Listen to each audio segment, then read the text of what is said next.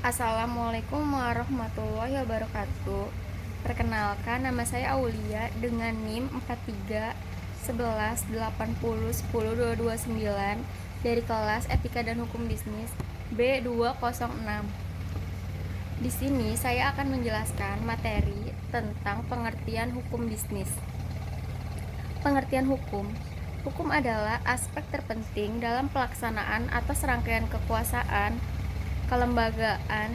Setiap masyarakat berhak untuk mendapatkan pembelaan di depan hukum, sehingga hukum diartikan sebagai peraturan atau ketentuan tertulis maupun tidak tertulis yang mengatur kehidupan dalam bermasyarakat dan menyediakan sanksi bagi para pelanggarnya.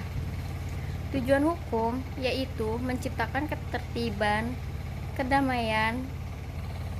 Dengan adanya hukum, membuat setiap permasalahan dapat diselesaikan dengan adil melalui pengadilan. Terdapat dua teori hukum, yaitu yang pertama ada teori etis dan teori utilitas. Dalam teori etis, teori ini mengatakan bahwa hukum bertujuan untuk mencapai keadilan kepada setiap orang. Teori ini ditentukan oleh keyakinan diri sendiri tentang apa yang adil dan apa yang tidak adil. Yang kedua ada teori utilitas. Teori ini mengatakan bahwa hukum bertujuan untuk memberikan faedah sebanyak-banyaknya dalam sebuah lingkungan. Teori ini menekankan manfaat dalam menghasilkan kesenangan atau kebahagiaan orang banyak. Fungsi hukum secara umum ada banyak fungsinya. Yang pertama yaitu memberikan jaminan keamanan, kenyamanan, serta kebahagiaan. Yang kedua, mendatangkan kemakmuran dalam kehidupan bermasyarakat. Lalu sebagai alat fungsi kritis sosial dan mewujudkan keadilan sosial, dan masih banyak lagi fungsinya. Adapun jenis hukum di Indonesia dibagi menjadi dua macam, yang ada hukum publik dan hukum privat. Hukum pidana merupakan hukum publik. Hukum pidana mengatur hubungan para individu dengan masyarakat, di mana pelaksanaannya sepenuhnya berada di dalam tangan negara, dengan sedikit pengecualian yang memerlukan adanya suatu pengaduan. Contoh dari hukum privat yaitu hukum sipil. Hukum sipil dalam arti luas yaitu hukum perdata atau hukum dagang. Contoh hukum publik. Hukum tata negara. Hukum ini mengatur bentuk susunan suatu negara serta hubungan kekuasaan, perlengkapan negara, pemerintah daerah maupun pemerintah pusat. Lalu ada hukum administrasi negara. Hukum ini mengatur cara menjalankan tugas, hak, dan kewajiban alat perlengkapan negara, pemerintah pusat dan daerah. Lalu ada hukum pidana. Hukum ini mengatur perbuatan yang dilarang dan memberikan pidana kepada siapapun saja yang melanggar peraturan ini. Lalu ada hukum perdata internasional. Hukum ini mengatur hubungan hukum antara warga negara dari negara lain dalam hubungan internasional. Hukum publik internasional mengatur hubungan antara negara yang satu dengan negara yang lain dalam hubungan internasional. Dalam hukum ada banyak hal, yaitu macam-macam pembagian hukum. Hukum menurut sumbernya dibagi menjadi beberapa macam. Saya akan menjelaskan satu persatu, yaitu ada hukum undang-undang. Hukum ini hukum yang tercantum dalam peraturan perundang-undangan. Lalu ada hukum adat, terletak pada kebiasaan mayoritas dan minoritas. Lalu hukum traktat ditetapkan oleh negara-negara dalam perjanjian negara. Lalu ada pembagian hukum menurut bentuknya, yaitu hukum tertulis dan hukum yang tidak tertulis. Hukum tertulis yang dicantumkan pada berbagai perundang-undangan.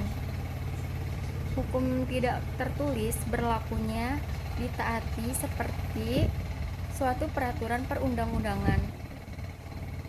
Pembagian hukum menurut tempat berlakunya.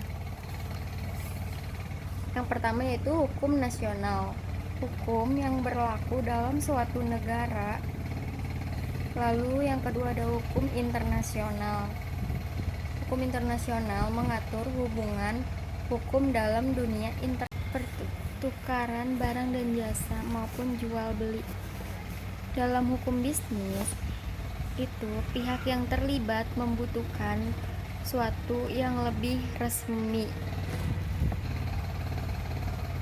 Ruang lingkup bisnis meliputi kontrak bisnis, jual beli, bentuk-bentuk perusahaan, penanaman modal asing, jaminan hutang, kredit atau pembiayaan, ada surat berharga, asuransi, perpajakan, dan lain-lain. Berikut saya uraikan beberapa peraturan UU hukum dalam peraturan bisnis. Yang pertama itu ada UU nomor 8 tahun 1997 tentang dokumen perusahaan. Yang kedua ada UU nomor 25 tahun 1992 tentang perkoperasian. Lalu ada UU nomor 10 tahun 1998 tentang perbankan.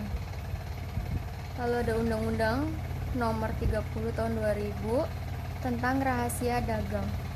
Lalu ada UU nomor 8 tahun 1999 tentang perlindungan konsumen. Dalam menjalankan bisnis, salah satu hal yang juga perlu diperhatikan adalah hukum dalam berbisnis.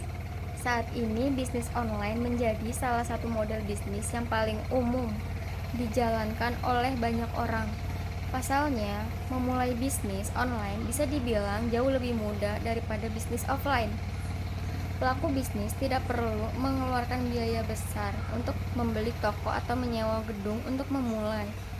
Namun demikian, bukan berarti bisnis online bebas dari aturan dan hukum. Dengan berkembangnya teknologi dan model bisnis, pemerintah pun turut mengeluarkan sejumlah peraturan yang mengatur bisnis termasuk bisnis online. Undang-Undang Perdagangan, Undang-Undang Nomor 7 Tahun 2014 tentang perdagangan mengatur semua hal yang berhubungan dengan perdagangan, baik offline maupun online. Pada pasal tersebut disebutkan bahwa data yang disediakan bisnis online harus lengkap dan benar. Data yang dimaksud di sini berupa identitas dan legalitas pelaku usaha industri sebagai produsen dan pelaku usaha distribusi, persyaratan teknik barang yang ditawarkan, persyaratan teknis atau kualifikasi jasa yang ditawarkan, harga dan cara pembayaran barang atau jasa, serta cara penyerahan barang.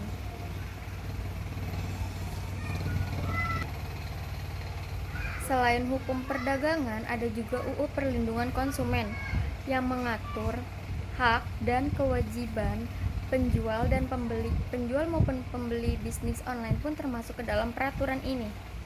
Dalam UU ini, pada dasarnya disebutkan bahwa penjual wajib menyerahkan hak milik atas barang yang diperjualbelikan serta memberikan informasi mengenai barang atau jasa yang dijual secara lengkap, jujur, dan jelas. Penjual juga wajib mengganti rugi apabila barang yang diterima konsumen tidak sesuai dengan perjanjian awal. Artinya, pembeli dapat menuntut apabila terjadinya penipuan.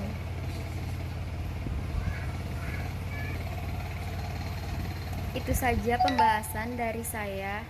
Kurang lebihnya, bila ada salah perkataan mohon dimaafkan. Terima kasih.